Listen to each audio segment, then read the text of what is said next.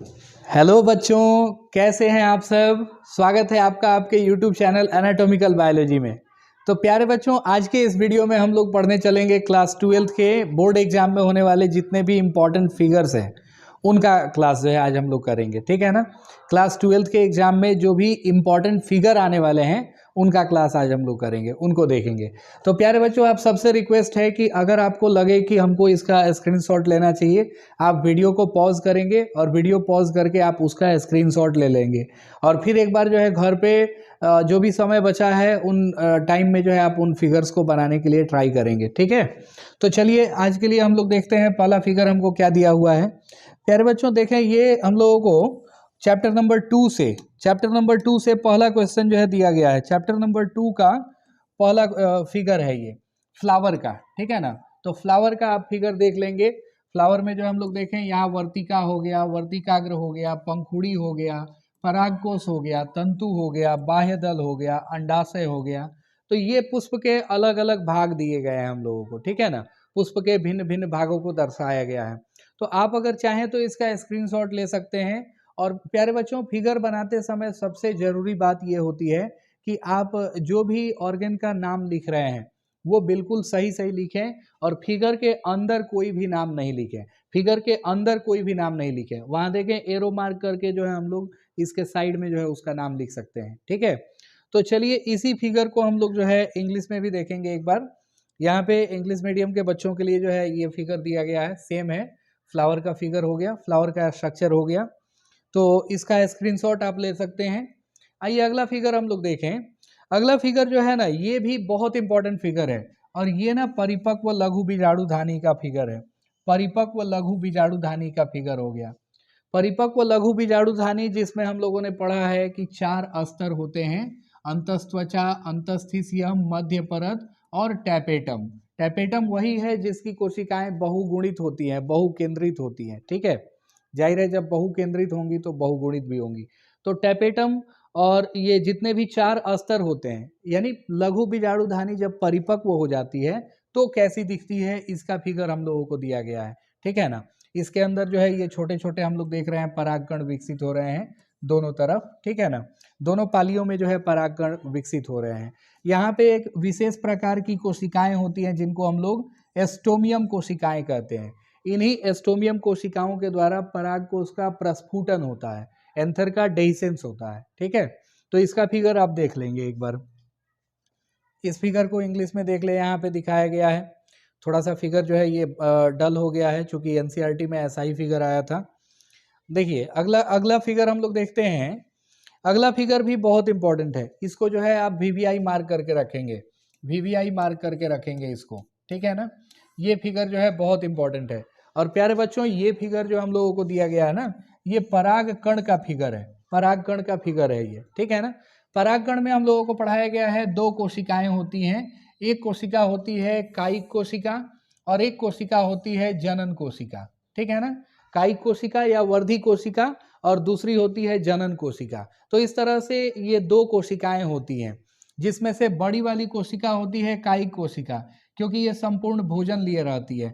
और दूसरी जो छोटी वाली कोशिका होती है ये होती है जनन कोशिका, क्योंकि इसी से नर युग्मकों का उत्पादन होता है। इसके बाद जो है हम लोगों को 2 इस पे स्तर देखने को मिलते हैं। एक हो जाता है अंतःचोल, अंतःचोल हो जाएगा, और दूसरा हो जाएगा हम लोगों का बाह्य चोल। दूसरा जो है हम लोगों का हो जाएगा बाह्य चोल, ठीक है ना। तो इस तरह से 2 फिगर जो है हम लोगों को देखने को मिल रहे हैं। ये एक को हम लोग कह लेंगे इंटाइन, अंतःचोल को इंटाइन कहा जाता है, बाह्य चोल को हम लोग एक्साइन कहते हैं। ये वही बाह्य चोल है जो स्पोरोपोलिनिन का बना होता है, जिसके चलते परागकण हजारों वर्षों तक जो है जीवित रहते हैं, ठीक है। और फिर अंतःचोल जो है वो पेक्टोसेल्यूलोज का बना होता है। बाह्यचोल स्पोरोपोलिनिन, अंतःचोल पेक्टोसेल्यूलोज। तो चलिए अगला फिगर हम लोग देखें। इसी को इंग्लिश में हम लोग देख लेते हैं एक बार।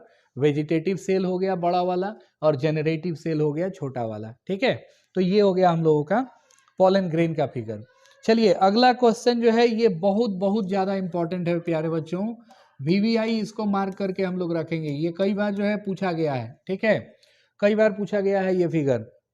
ये फिगर जो है एक परिपक्व भ्रूणकोश का है, परिपक्व भ्रूणकोश का फिगर है, ठीक है। अगर आपको कहा जाता है एक परिपक्व भ्रूणकोश की संरचना कीजिए, तो हम लोग यही वाला फिगर ड्रॉ करेंगे। प्यारे बच्चों, इस फिगर को ड्रॉ करने में कुछ नहीं दिया गया है। सबसे पहले आप इस तरीके की संरचना बना लेंगे, है ना। दो इस पे अस्तर बना लेंगे, दो अस्तर, एक हो जाएगा हम लोगों का एक को हम लोग कह लेंगे बाह्य अध्यावरण, एक को हम लोग कहते हैं बाह्य अध्यावरण, बाह्य अध्यावरण, ठीक है। और दूसरे को हम लोग कहते हैं, अंदर वाले को अंतः अध्यावरण कहा जाता है, अंदर वाले को अंतः अध्यावरण हम लोग कह लेते हैं, ठीक है। उसके बाद जो है हम लोगों को इस तरफ 3 कोशिकाएं दिखती हैं, 3 कोशिकाएं जो एक एक केंद्रक वाली होती हैं। इन कोशिकाओं को जो है हम लोगों को यहाँ नाम दिया गया है प्रतिव्यासांत, या फिर इनको एंटीपोडल्स कहा जाता है। प्रतिव्यासांत कोशिकाएं या एंटीपोडल्स कहा जाता है।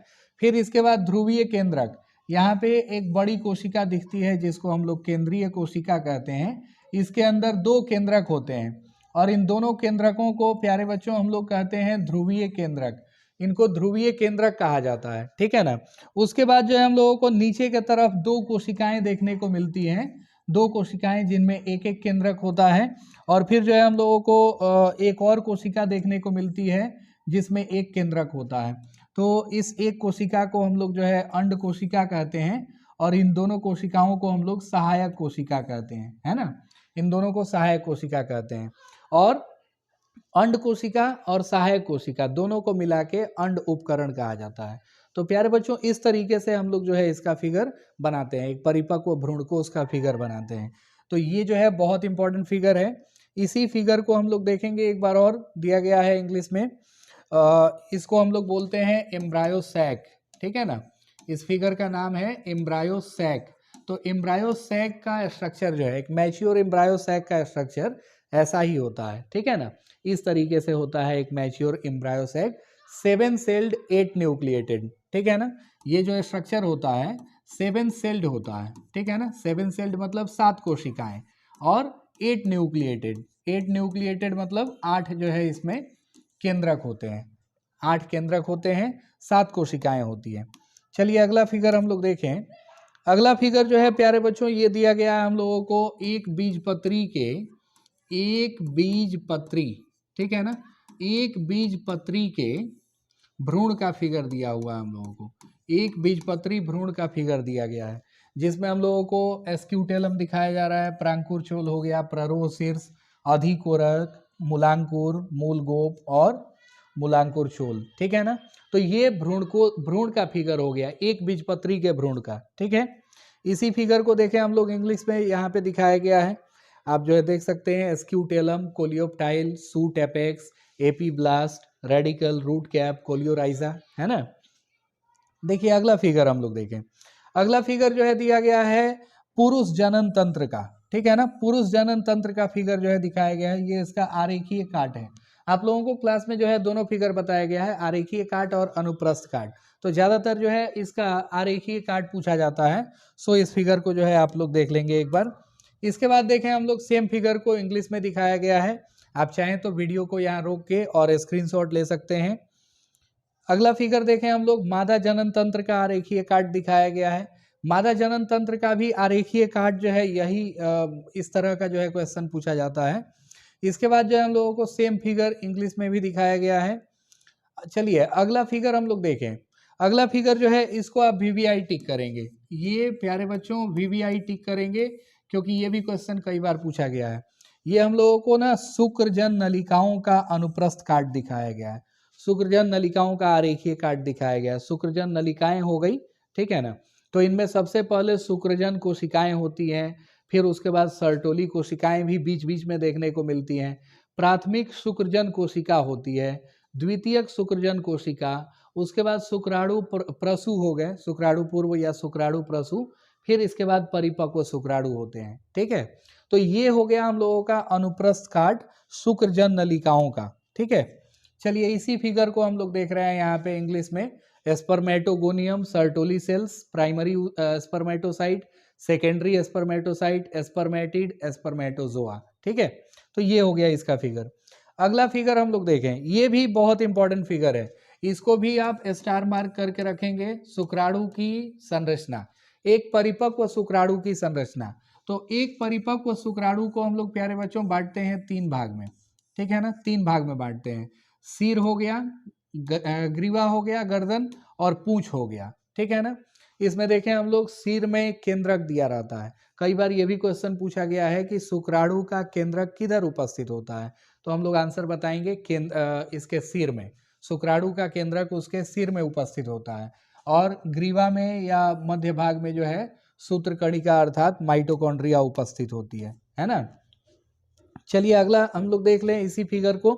आप यहाँ वीडियो पॉज करके स्क्रीनशॉट ले सकते हैं। अगला फिगर देखें हम लोग।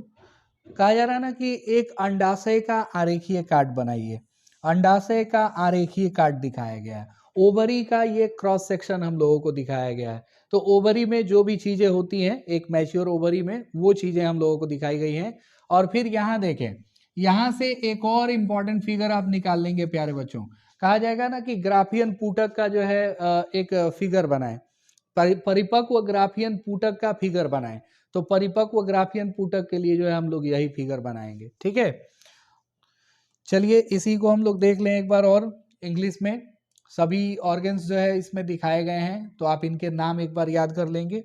अगला फिगर हम लोगों को दिया गया है ना, यही परिपक्व अंडाणु का, परिपक्व अंडाणु का, परिपक्व ग्राफियन पुटक या परिपक्व अंडाणु, इनको हम लोग कह सकते हैं। तो प्यारे बच्चों ये भी फिगर एक बार देख लेंगे आप। इसके बाद देखें अगला फिगर हम लोगों को कौन सा दिया गया है। ये फिगर जो है चैप्टर 6.6 से निकाला गया है। चैप्टर 6 का 4th नंबर फिगर है, न्यूक्लियोसोम का, ठीक है ना। तो न्यूक्लियोसोम का संरचना बनाना बिल्कुल आसान है। इसमें एक हम लोगों को बना देना है बड़ा सा बॉल, यानी हिस्टोन अणु का सार भाग इसी में होता है, जिसे हम लोग हिस्टोन अष्टक के नाम से जानते हैं। हिस्टोन अष्टक के नाम से इसको जाना जाता है, ठीक है ना, हिस्टोन अष्टक। और फिर यहाँ देख रहे हैं हम लोग ये इंटरलॉकिंग प्रोटीन है, जिसको हम लोग H1 हिस्टोन कहते हैं। फिर इसके बाद जो है ये डीएनए हो गया। डीएनए इस पे चारों तरफ से जो है लिपटा होता है, ठीक है ना। तो इस फिगर को भी आप याद रखेंगे। अगला देखें हम लोग, सेम फिगर जो है दिया गया है। हिस्टोन ऑक्टामर हो गया, core of histone molecule, DNA हो गया, H1 हिस्टोन हो गया, है ना। चलिए अगला एक इंपॉर्टेंट फिगर हम लोग देखें। चैप्टर 8 से ये फिगर लिया गया है। चैप्टर 8 से ये फिगर है HIV वायरस का, HIV विषाणु का फिगर हो गया ये फिगर भी प्यारे बच्चों बहुत इंपॉर्टेंट है। ये फिगर भी कई बार पूछा गया है एग्जाम में कि HIV वायरस का जो है फिगर बनाएं। HIV वायरस का फिगर बनाना बिल्कुल ईजी है। इसमें हम लोगों को RNA बना देना है, ठीक है ना। 2 RNA बना देना है, सिंगल स्ट्रैंडेड RNA, ठीक है ना, क्योंकि इसका जो आनुवांशिक पदार्थ है वो सिंगल स्ट्रैंडेड RNA होता है। और यहाँ पे देखें ये एंजाइम जरूर हम लोग बनाएंगे, ये दोनों एंजाइम जरूर बनाएंगे, जिनको रिवर्स ट्रांसक्रिप्टेज एंजाइम कहा जाता है, ठीक है ना। और उसके बाद ये सारी माला बना देनी है हम लोगों को, जो कि प्रोटीन की लेयर है, ठीक है। तो इस तरीके से HIV वायरस का जो है फिगर हम लोग बनाएंगे। ये देखें, ये बहुत ही इंपॉर्टेंट क्वेश्चन, बहुत ही इंपॉर्टेंट फिगर हो गया ये, बहुत भी आई है ये। इसमें हम लोगों को ना प्रतिरक्षी अणु की संरचना दिखाई गई है। ये भी चैप्टर 8 से लिया गया है, प्रतिरक्षी अणु की संरचना, जिसमें हम लोगों को पढ़ाया गया है ना कि 2 जो है इसमें लंबी श्रृंखला होती है और 2 जो है इसमें छोटी श्रृंखला होती है। 2 लंबी श्रृंखला, 2 छोटी श्रृंखला, ठीक है ना। और ये दोनों श्रृंखलाएं जो है डाइसल्फाइड बंधन से जुड़ी होती हैं, डाइसल्फाइड बंधन के द्वारा जुड़ी होती है। प्रतिरक्षी अणु की संरचना हो गई है। अगला देखें, इसी को जो है इंग्लिश में निकाला गया है इधर, एंटीबॉडी का फिगर हो गया ये हम लोगों का। नेक्स्ट फिगर हम लोग देखें प्यारे बच्चों, इस फिगर में जो है इस फ्लावर का डायग्राम बनाने के लिए नहीं आएगा, ये फ्लावर का डायग्राम बनाने के लिए नहीं आएगा, लेकिन हाँ मॉर्फिन की रासायनिक संरचना बनाने के लिए दिया जा सकता है। मॉर्फिन की रासायनिक संरचना, तो आप इस वाले फिगर को जो है ध्यान से देख लेंगे, इस वाले फिगर को एक बार अच्छे से देख लेंगे, है ना। चलिए अगला क्वेश्चन हम लोग देखें। अगला जो है दिया हम लोगों को कैनेबिनोइड की संरचना, कैनेबिनोइड, ठीक है ना। कैनेबिनोइड,